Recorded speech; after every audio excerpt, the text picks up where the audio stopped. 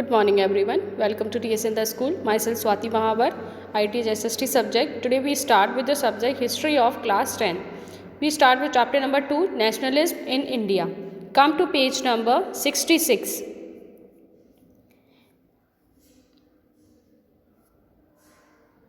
Now what about the business class?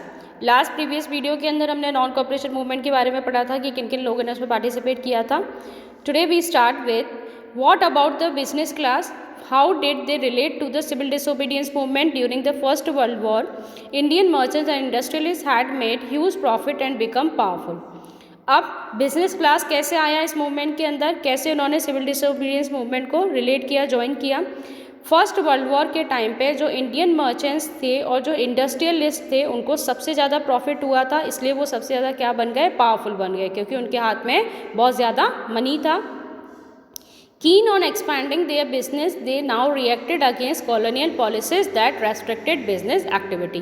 अब उनके हाथ में पावर आ चुकी थी क्योंकि मनी था उनके हाथ में, तो उन्होंने क्या करा, गवर्नमेंट की जो पॉलिसीज़ थी, कॉलोनियल जो पॉलिसीज़ थी उनको उन्होंने मानने से इनकार कर दिया.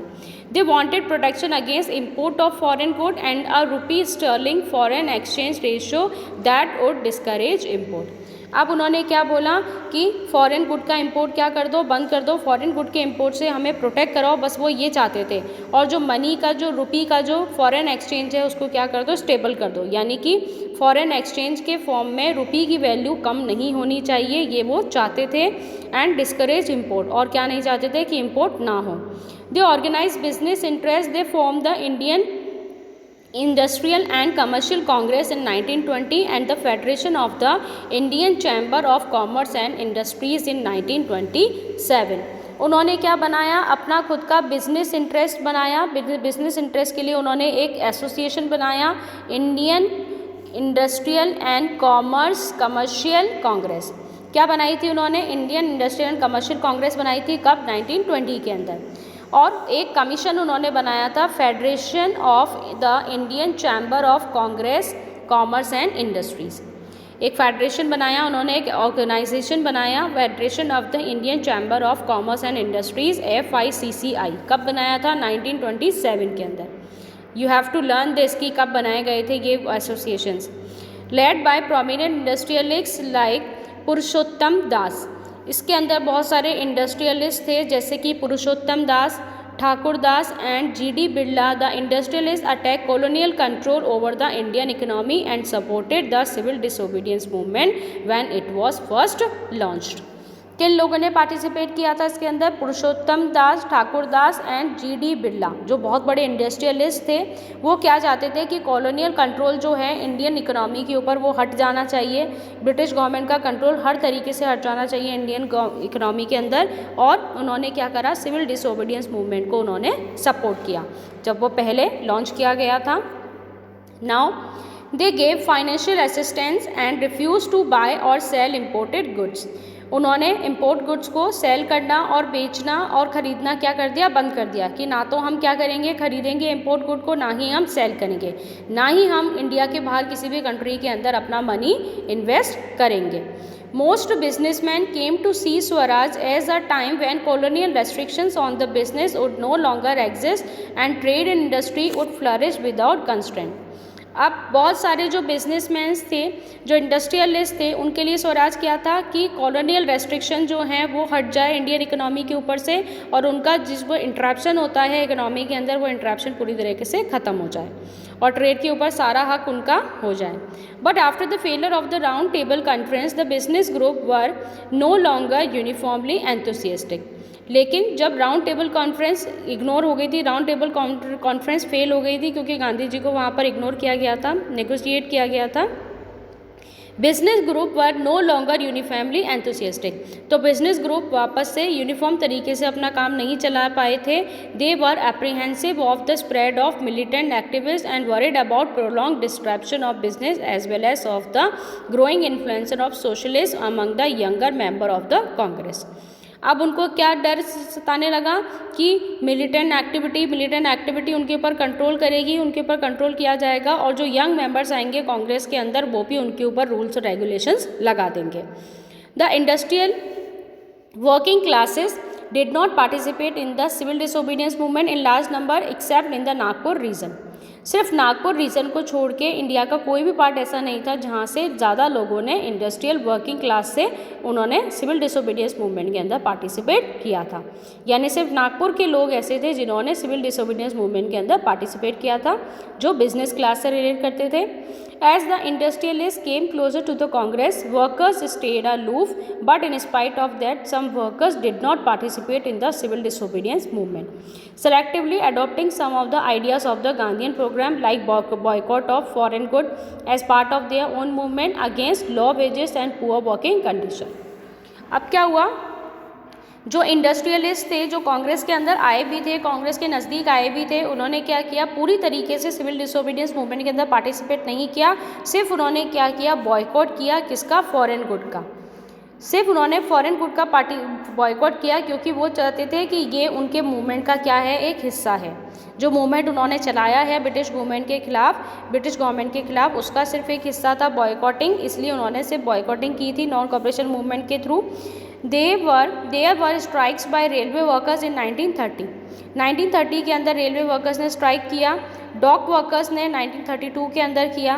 In 1930, thousands of workers in Chota Nagpur tin mines wore Gandhi cap and participate in the Protestant rallies and boycott campaign. अब 1930 के अंदर तो रेलवे वर्कर्स ने स्ट्राइक किया और 1932 के अंदर डॉक वर्कर्स ने किया। अब 1930 के अंदर हज़ारों वर्कर्स ने क्या करा, छोटा नागपुर माइंस जो थी, जो प्लेटो एरिया है माइंस का, तो वहाँ पर उन्होंने क्या करा, गांधी जी की कैप पहन के पार्टिसिपेट किया। और किसके अंदर पार्टिसिपेट किया? सिविल डिसोबीडियंस मूवमेंट के अंदर पार्टिसिपेट किया और बॉयकॉट कैंपेन को उन्होंने ज्वाइन कर लिया। But the Congress was reluctant to include workers' demands as part of its program of struggle. It felt that this would alienate industrialists and divide the anti-imperial forces. अब जो Congress party थी वो अभी भी ये नहीं चाहती थी कि हम सिर्फ वर्कर्स के बारे में सोचें, हमें तो क्या सोचना है कि इंडिया को हमें स्वतंत्र कराना है, इंडिया को पूर्ण स्वराज दिलाना है। वो ये नहीं चाहते थे कि किसी एक बिजनेस क्लास या किसी एक क्लास के बारे में वो सोचें। Another important feature of the civil disobedience movement was the large scale participation of women. दूसरा क्या था इसका पॉजिटिव पॉइंट कि यहाँ पे सबसे ज़्यादा पार्टिसिपेशन वुमेन का था इस मूवमेंट के अंदर। During Gandhiji's salt march, thousands of women came out of their homes to listen him. Gandhi ji ने जब सॉल्ट मार्च चलाया था तो हज़ारों औरतें अपने घर से बाहर आकर गांधी जी को सुनने के लिए तैयार हो गई थी। They participated in protest marches, participate करने के लिए तैयार थी वो प्रोटेस्ट मार्चेस के अंदर। सॉल्ट बनाने के लिए वो लोग रेडी थे। And picketed foreign cloth and liquor shops, foreign cloth और फॉरेन लीकर शॉप्स को भी उन्होंने तोड़ने के अंदर पार्टिसिपेट किया था। क्लियर? तो आपको ये लर्न करना है कि वुमेन का क्या पार्टिसिपेशन था सिविल डिसोबीडियंस मूवमेंट के अंदर, क्या क्या पार्टिसिपेशन था। They protest in protest marches, they participate in protest marches, जो मार्चेस की जाती थी, जो रैलियाँ निकाली जाती थी उसके अंदर वो पार्टिसिपेट करती थी। सॉल्ट बनाने का वो काम करती थी। And picketed foreign cloth, foreign cloth को उन्होंने बहिष्कार किया था और लीकर शॉप्स को तोड़ने बंद कराने का काम भी उन्होंने किया था। मैनी वेंट टू जेल, बहुत सारी जेल के अंदर चली गई थी, इसी वजह से उनको जेल में डाल दिया गया था बहुत सारी लेडीज़ को। In urban areas these women were from high class families. अब अर्बन एरिया की अगर हम बात करते हैं, सिटी एरिया की अगर हम बात करते हैं, तो बहुत सारी वुमेन ऐसी थी जो किससे रिलेट करती थी, हाई क्लास फैमिली से रिलेट करती थी, अच्छे घरों की थी। In rural areas they came from rich peasant house hold, और रूरल एरिया की अगर कोई वुमेन थी तो वो भी हाई क्लास घर से बिलोंग करती थी, रिच पीजेंट हाउस होल्ड से वो बिलोंग करती थी। Moved by Gandhiji's call, they began to see service to the nation as a scared duty of women. अब गांधी जी के कहने पर उन्होंने क्या बोला कि ये हमारी ड्यूटी है, ये हमारी मॉरल ड्यूटी है कि हमें हमारे नेशन की सर्विस करनी है, कि हमें हमारे नेशन के लिए कुछ ना कुछ काम करना है, नेशन को स्वतंत्र कराने के लिए हमको काम करना है, योगदान देना है। Yet this increased public role which did not necessarily mean any radical change in the way of position of women was visualized. अब इतना प्रोटेस्टेंट करने के बाद, इतना पार्टिसिपेट करने के बाद भी उनकी जो पोजीशन थी वो कंट्री के अंदर वैसी की वैसी थी, कोई भी चेंज नहीं आया था। Gandhi ji was convinced that it was the duty of women to look after home and hearth, with be good mothers and good wives, and for a long time the Congress was reluctant to allow women to hold any position of authority within the organization. It was keen only on their symbolic presence. अब गांधी जी का भी ये कहना था कि women का main काम घर के अंदर है, बच्चे संभालना, घर का काम करना, यही अच्छी वाइफ, अच्छी मदर बनना, यही उनका काम है। इसीलिए लॉन्ग टाइम तक कांग्रेस के अंदर कोई भी कांग्रेस पार्टी के अंदर किसी भी तरह का वुमेन को रोल वहाँ पर नहीं दिया गया, यानी कोई भी सीट वुमेन के लिए अलॉट नहीं की गई थी। और उनका जो भी प्रेजेंस था, उनकी जो प्रेजेंस थी, जो उन्होंने पार्टिसिपेट किया था सिविल डिसोबीडियंस मूवमेंट के अंदर, वो सिर्फ सिंबल था, सिर्फ वो फिजिकली वहाँ पर थी, कोई भी पावर उनके हाथ में नहीं दी गई थी। Next, the limits of civil disobedience movement. अब इस मूवमेंट की क्या लिमिट थी? Not all social groups were moved by the abstract concept of Swaraj. One such group was the nation's untouchables, who from around the 1930s had begun to call themselves Dalit or oppressed. सभी social groups को इस movement के अंदर नहीं लिया गया था। एक जो ग्रुप था अनटचेबल्स का, जिन्हें छुआछूत माना जाता था, उन अनटचेबल्स को इस मूवमेंट के अंदर नहीं लिया गया था। 1930 के अंदर उन्होंने अपने आप को क्या घोषित कर दिया? दलित घोषित कर दिया। ऑप्रेस यानी कि हमको दलित, यानी कि हमको हर तरीके से क्या किया जा रहा है? इग्नोर किया जा रहा है। फॉर लॉन्ग तो कांग्रेस हैड इग्नोर द दलित। लंबे टाइम तक कांग्रेस ने तो दलित को क्या किया? इग्नोर किया कि उनको कोई भी सीट नहीं दी जाएगी, उनको कोई भी किसी भी तरह का पार्टिसिपेशन या पावर नहीं दिया जाएगा। For fear of offending the Sanatans, the conservative high caste Hindus, क्योंकि उनको डर किसका था? सनातन्स का था। जो सनातन्स हाई क्लास के जो हिंदूज थे, जो ब्राह्मण थे, उनका डर था। But Mahatma Gandhi declare that Swaraj would not come for 100 years if untouchability was eliminated.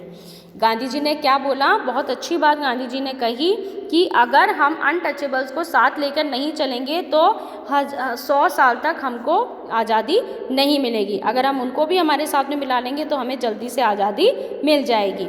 He called untouchables हरिजन। उन्होंने अनटचेबल्स को एक नाम दिया, किसका? हरिजन का। और द चाइल्ड ऑफ गॉड, हरिजन यानी कि भगवान के जन, भगवान के बेटे। तो उन्होंने क्या बोला कि जो हरिजन है वो किसके चाइल्ड हैं? भगवान के हैं। Organise satyagraha to secure them entry into temples and access to public wells, tanks, roads and schools. उन्होंने क्या बोला कि सत्याग्रह के अंदर सत्याग्रही को उनको क्या करना चाहिए? टेम्पल्स के अंदर पार्टिसिपेशन देना चाहिए, public well, tank, road, school, सभी जगह पे उनको पार्टिसिपेट कराना चाहिए। He himself cleaned toilets to dignify the work of the Bhangi and persuaded upper caste to change their heart and give up the sin of untouchability. Gandhi ji ने खुद toilet साफ़ किए। जो काम जो हरिजन्स करते थे वही काम उन्होंने किए, ताकि लोगों को उनके बीच में कोई भी डिस्क्रिमिनेशन ना रहे, लोग उनको डिस्क्रिमिनेट ना करें उनके काम के बिहाफ पे। तो गांधी जी ने ये समझाया लोगों को, ये काम मैं भी कर सकता हूँ, तो क्या मैं ये हो गया? क्या मैं ये हरिजन कम्युनिटी से बिलोंग करने लग गया?